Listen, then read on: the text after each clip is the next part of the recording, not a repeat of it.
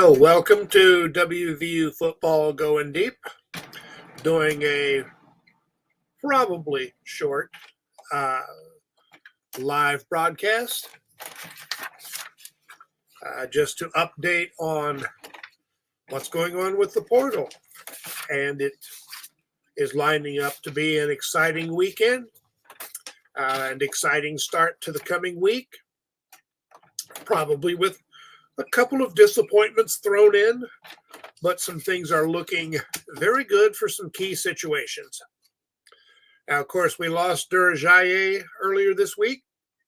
Was an annoying loss, not one I don't think we could have absorbed, but we also now have a replacement, at least for 2024. TJ Jackson out of Troy has committed to playing for West Virginia, and as I understand it, is essentially going to be enrolled within the next few days. And before you start any sort of Troy is a small school, lower conference sort of, nonsense, Troy will either be in the top 25 end of year rankings or very, very close. And Jackson was one of the very best players on a very good team. He's big time. He likely will be in the NFL in 2025. Now, Durajaye in 2 years may be as good as or better than Jackson. In 2024, Jackson, barring injury, is going to be the better player. So it's only a 1-year deal, but we are upgrading for that 1 year. And by 2025, we have a number of young guys who could be, should be ready. And if necessary, we hit the portal again. It looks like Brown and his crew are getting very good at this.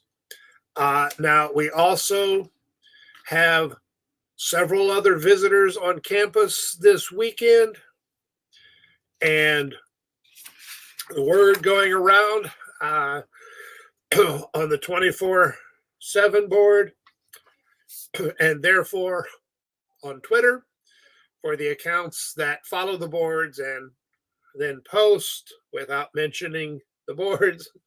But word and general feeling is that we have a good chance at every one of these guys visiting this weekend. Whether or not we want every one of them might be a little bit of a question. There are a couple of spots where they are, same position or same general category. Do we want to? So it might be a who signs first or who we want most. Or we might take everybody and then just sort it out afterwards, because we are going to have to, some guys either have to voluntarily enter the portal or get squeezed out. The roster is getting upgraded, and anybody who isn't, if you've been here for a couple, or been West Virginia for a couple of years, and you're not on the 2 deep in spring, you may be moving on. Guys visiting, Jaden Voisin, and he would be a monster get. He's out of South Alabama, another small school, another very good school, and he's considered one of the top safeties currently in the portal. He, at West Virginia, would likely play spear, which would resolve a question mark. We've got Collins. We've got some guys on the roster who might be able to play spear. We've got some transfers who might be able to play spear. Voisin, he kind of is a spear. So he would be the number 1 candidate at that spot. And then we could let the other guys play elsewhere. Now, He was at one time, according to at least, I think, ON3, pretty near a lock to go to Mississippi State. And instead, he canceled his visit to Mississippi State and his visit to, I think, Florida in order to visit West Virginia.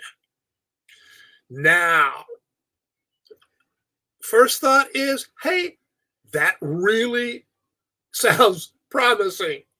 Now, it could be that he knows Mississippi State and his feelings about that program well enough that he didn't consider the visit necessary. It may be that Mississippi State decided they weren't that interested. But he canceled to come and visit West Virginia.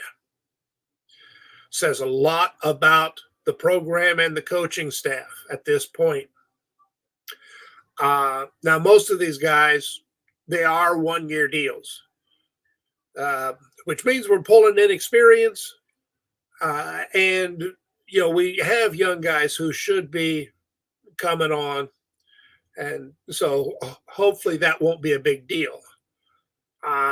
If we get too many of the defensive backs that we're after, we might have guys transfer after spring. We'll deal with that. We are not in a negative need bodies situation. Also visiting is Xavier Bosley, West Virginia native. I think had interest, maybe offered him a preferred walk-on spot. He went to Jacksonville State with Rich Rodriguez, made freshman All-American, at least for the conference, and hit the portal. And it would be a great story because he would be a native who went away, coming back to play now on the offensive line. And since he would be going in at right tackle, he would be replacing a West Virginia native who went away and came back to play offensive line. Bosley is the one guy who has multiple years. I think he has 3 years left. He is, by all indications, an excellent player. And we wanted him before, just not enough to offer a scholarship. He seems to have developed more and faster than expected. And, hey, welcome back. He already visited Pitt, plans to visit Kentucky, and then announce his decision Sunday night. Oh, I did mean to note with Jackson, he came for his visit, and it was essentially an instant commit. Yeah, that was it. He came, he saw, he talked, he committed. And I'd like to have more of that. We also have Elijah Hills coming in, another defensive lineman who, you can look at him as the replacement for Lockhart. So we would still, we would have essentially the same numbers on the defensive line and the quality to keep rotating as before. He's out of Albany. He's another guy highly regarded. He has a small school. He's got an offer from Wisconsin, and they are not known for taking, crappy offensive linemen. So we also have Taj Rael, a safety out of Old Dominion, 1 year remaining. And Kobe Singleton, cornerback from Liberty, 1 year remaining. If we were to get, Voisin plus Rael or Singleton or all three, I think we could consider the defensive backfield depth issue resolved for 2024. Whether it forces somebody like Spells to hit the portal or not, we'd have to wait and see. Signing, if we get 2 defensive linemen, or if Bosley, signs We could lose an offensive lineman, but it would be one of the guys who's been around for a couple of years and maybe still doesn't make the two deep. That, of course, we will see in spring. And I don't think we'll see a lot of players in the two deep leaving after spring, but guys who want to see where they stand if they don't make the two deep and they've been here for 1 to 3 years, it's not a bad idea to leave. Go play, go where you can play. I don't hold that against them. Now, somebody like Durajaye comes in for 1 year. I'm assuming he's leaving due to money. He would have had a shot at a lot of playing time next year. So if he left for money, yeah, the idea of once a Mountaineer, always Mountaineer, no. You have to be a Mountaineer first. And if you just come, fool around and leave, just for no reason but more money. And I suspect he was getting more than enough to pay the bills at West Virginia. Oh, well. Anyway, just for trivia that you may not find elsewhere, we say Xavier in the U.S. It's a name that gets pronounced differently in almost every country, but it's originally from the Basque language, and it would be pronounced Xavier. The X becomes an SH. I know that you were just desperately wanting to know that. Personally, I've always tended towards Xavier, which is another pronunciation, and I do not know specifically how Bosley prefers to have it pronounced, but there are lots of options, and I guess we'll stick with the U.S. traditional Xavier for now. Anyway, it's a really good-looking weekend. I'm not specifically expecting news today. Nobody on the boards or even Twitter has gossiped about that as yet. But we should hear at least one report on choices come Sunday evening. And I would expect to hear, most of these guys want to be at their new school when winter starts, the semester starts, or quarter, whatever system they're on.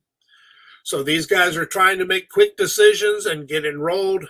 We should hear quickly and not be waiting a week or more and wondering. Now, some of the guys do have another trip to make, but most of them have narrowed things down. So we could hear, essentially anytime. Some of these other guys, may be like Jackson and finish their visit, get on Twitter and say, I'm committed. I'd appreciate that.